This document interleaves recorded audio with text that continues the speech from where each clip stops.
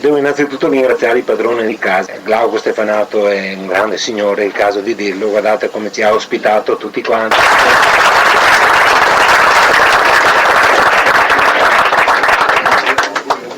Un bel giorno sento questo benedetto Glauco che alle 9 del mattina, ora per me antilucana, mi dice: Camillo, guarda, qua bisogna fare un libro, e dico va bene, se lo dici tu, in qualche maniera vediamo, perché si dà il caso che io sotto Paron, come suol dirsi, non lavoro mai.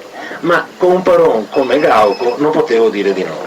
Ecco. E quindi ho accettato di lavorare per lui ed è stata un'esperienza molto molto interessante. È stato un lavoro, questo qui, abbastanza veloce e quindi ha molte pecche, manca soprattutto un lavoro di archivio.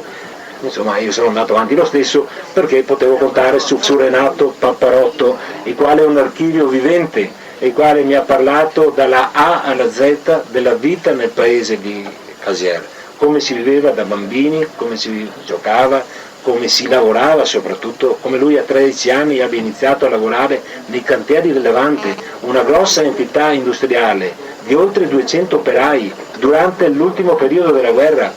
Poi, passata la guerra, ha fatto altri lavori, i lavori di pubblica utilità a sollievo della disoccupazione erano chiamati, ha ristrutturato la strada che una volta passava per il centro di Casier e poi soprattutto ha iniziato assieme al suo fratello il lavoro di officina, e l'officina di Casier era ben nota a tutti i barcari perché è stata la prima, almeno qui nella zona, a provvedere alla motorizzazione dei Bulci, una motorizzazione molto avventurosa con residui di altri motori che bisognava recuperare in qualche maniera.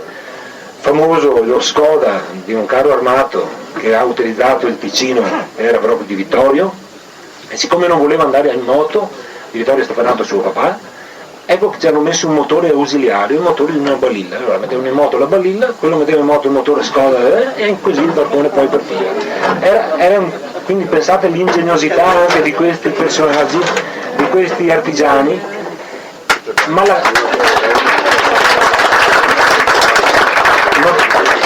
per chiudere, la meraviglia che ha suscitato in me quando mi ha chiamato giù nel suo laboratorio e ho visto che era lì che trafficava con estrema capacità su DVD, CD, computer. Ma come? Dicono sempre che in questo settore sono i figli che insegnano ai padri, ma qui è tutto il contrario, è lui che potrebbe insegnare ai figli, perché tutto il suo archivio lo sta digitalizzando, è una cosa veramente meravigliosa. Questo è veramente, vorrei fargli proprio i complimenti e spero che il comune o comunque un ente pubblico qualsiasi si degni di prendere sotto tutela questo patrimonio iconografico che Papparotto sta mettendo in ordine per le future generazioni, in caso di dirlo, con date, nomi e tutto. Ecco, è arrivato il momento di parlare di Glauco. Il suo racconto di vita, che è stato un racconto, l'autobiografia di un barcaro, l'ho trascritto in una maniera un po' particolare che qualcuno mi ha anche contestato, giustamente, però il fatto è che parlava Stefanato e io sentivo dietro di lui il respiro della storia, scusate se uso termini un po' retorici, era sì Stefanato, ma io dietro di lui vedevo generazioni di barcaioli che parlavano, perché sentivi l'amore per la navigazione, l'amore per il fiume, sentivi che si considerava l'erede di una generazione di barcari, no? E quindi dentro di me dicevo, quando riascoltavo le interviste e quando dovevo decidere come scriverle, quale diritto ho di intervenire e scrivere in maniera diversa, mettere del mio e scrivere della loro storia? Lui la sa molto meglio di me, allora io ho messo in ordine, ho montato il racconto, ho messo in ordine cronologico, però l'ho lasciato con le sue parole. E a questo riguardo volevo proprio citare una pagina, ho quasi finito, e vedrete se avevo ragione o no. Sentite come parla delle sue prime esperienze quando era piccolo e andava in barca con suo papà. Durante le vacanze era bello andare via con la barca, perché ovunque andassimo mio papà era conosciuto. Erano amicizie che risalivano nel tempo, vecchie di generazioni, perché mio papà mi portava in giro, in viaggio con sé, come suo papà aveva fatto con lui e gli altri barcari avevano fatto con i loro figli. Sentite proprio il senso della storia, il senso della continuità generazionale. È una cosa rara secondo me, è fatta da questo ragazzo della prima metà del secolo scorso, e lui ormai, come me, che ha fatto la quinta elementare, avere un senso della continuità storica, avere, oltre che un senso della poesia, che l'avete sentito come prima raccontava le poesie. Ecco, e anche un altro brano che è molto bello, che secondo me è indicativo del personaggio Glauco Stefanato.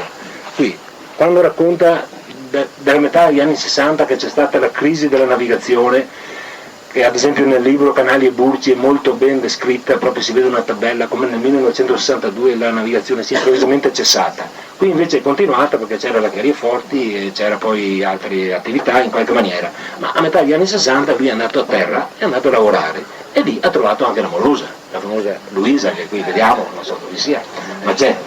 E la Luisa nel racconto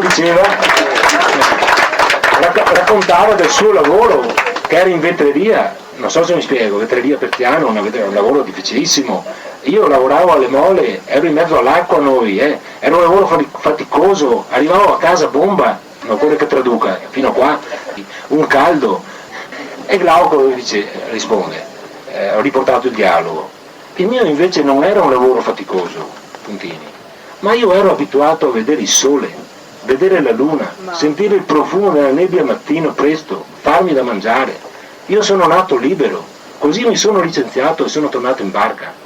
Pensate quindi anche proprio il senso poetico.